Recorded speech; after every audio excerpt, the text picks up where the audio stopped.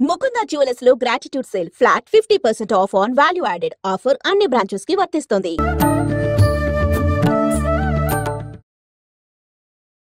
నమస్కారం, welcome to I dream. ధర్మ మార్గం విత్ విజిత కార్యక్రమానికి స్వాగతం. అయితే మనకు అతి త్వరలోనే ఉగాది రాబోతుంది. మనందరము కూడా నమ్ముతుంటాము, తెలుగు వారందరము కూడా మనకు ఉగాది మరుసటి రోజు నుంచే మనకు కొత్త సంవత్సరం, నూతన సంవత్సరం అనేది ప్రారంభమవుతుంది అని చెప్పి.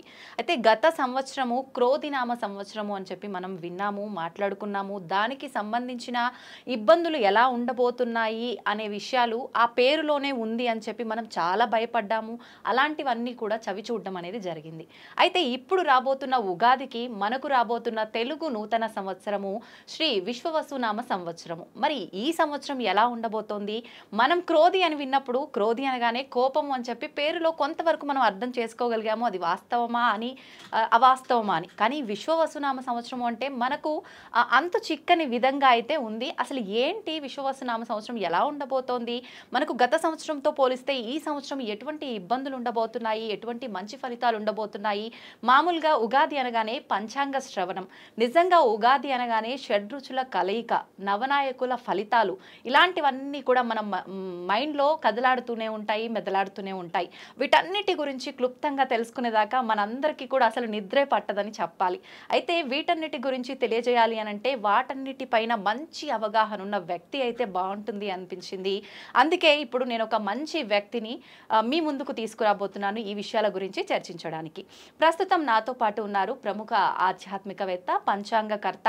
ఆయన పంచాంగ శ్రవణము అనంటే మీ అందరికీ ఎంతో సుపరిచితం. ఆయన మీ అందరికీ ఎంతో సుపరిచితం. ఆయన గురించి నేను పెద్దగా చెప్పాల్సిన అవసరం లేదు. ఆయనే బ్రహ్మశ్రీ చిలకమర్తి ప్రభాకర చక్రవర్తి శర్మ గారు. ఇప్పుడు వారితో మాట్లాడి మరిన్ని విషయాలు తెలుసుకునే ప్రయత్నం చేద్దాం నూతన సంవత్సరానికి సంబంధించి. నమస్కారం అండి. నమస్కారం అండి. ఎలా ఉన్నారు? బాగున్నాను. ముందుగా మీకు శ్రీ విశ్వవసునామ సంవత్సర ఉగాది శుభాకాంక్షలు. మీకు అలాగే ఐ డ్రీమ్ ఛానల్ ప్రేక్షకులందరికీ కూడా శ్రీ విశ్వవసునామ సంవత్సర ఉగాది శుభాకాంక్షలు. ధన్యవాదాలండి. నా తరఫున, మా ప్రేక్షకులందరి తరఫున కూడా. తదుపరి వృశ్చిక రాశి ఎలా ఉండబోతోందండి? వృశ్చిక రాశికి శ్రీ విశ్వవసునామ సంవత్సరం చిలకమర్తి పంచాంగరీత్యా మధ్యస్థ ఫలితాలు ఇచ్చే సంవత్సరం. ఎందుకంటే వృశ్చిక రాశి వారికి ఈ సంవత్సరం శని పంచమ స్థానంలో అనుకూలంగా సంచరించడం, అష్టమ స్థానంలో గురుడు సంచరించడం, అలాగే వృశ్చిక రాశి వారికి కేతువు దశమంలో, చతుర్థంలో రాహు సంచారం చేత ఈ సంవత్సరం మధ్యస్థ ఫలితాలు ఉన్నాయి. వృశ్చిక రాశి వారు ఆరోగ్య విషయాల్లో జాగ్రత్తలు వహించాలి. అష్టమ గురుడు వల్ల అనుకోని చికాకులు, గొడవలు ఇబ్బంది పెడతాయి.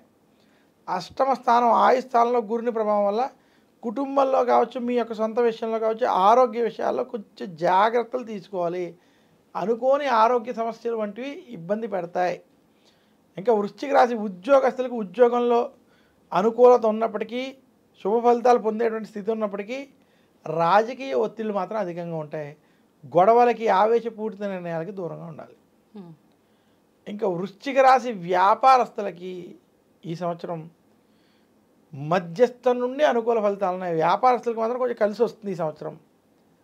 వృశ్చిక రాశి రైతాంగం, సినీ రంగం, మీడియా రంగంలో ఉన్నటువంటి వారికి మధ్యస్థ ఫలితాలు. అంటే మీరు పనులు చేస్తారు, చాలా పనులు మాత్రం ఆలస్యం అవ్వడం, కొంచెం ఇబ్బందికరమైన స్థితి మాత్రం కనపడుతుంది. అందుకని మధ్యస్థ ఫలితాలు ఉన్నాయి. వృశ్చిక రాశి విద్యార్థులకి ఈ సంవత్సరం కలిసి వస్తుంది. వృశ్చిక రాశి స్త్రీలకి మధ్యస్థ ఫలితాలు ఉన్నాయి. మొత్తం మీద ఈ సంవత్సరం వృశ్చిక రాశి వారికి మధ్యస్థ ఫలితాలు అధికంగా ఉన్నాయి. ఆరోగ్య విషయాల్లో, కుటుంబ విషయాల్లో జాగ్రత్త వహించండి అని మరొకసారి సూచిస్తూ, మరింత శుభ ఫలితాలు వృశ్చిక రాశి వారు పొందాలి అనుకుంటే దక్షిణామూర్తిని పూజించాలి, దత్తాత్రేయుని పూజించాలి. గురువారం రోజు దక్షిణామూర్తి స్తోత్రాన్ని పఠించండి. శనగలని ప్రసాదంగా చేసి ఆలయంలో నివేదన చేసి పంచిపెట్టండి. లేదా శనగలని ముత్తైదువులకి తాంబూలంలో పెట్టి ముత్తైదువులకు కానీ బ్రాహ్మణులకు కానీ సమర్పించండి. దీనివల్ల మరింత శుభ ఫలితాలు మీరు పొందగలరు.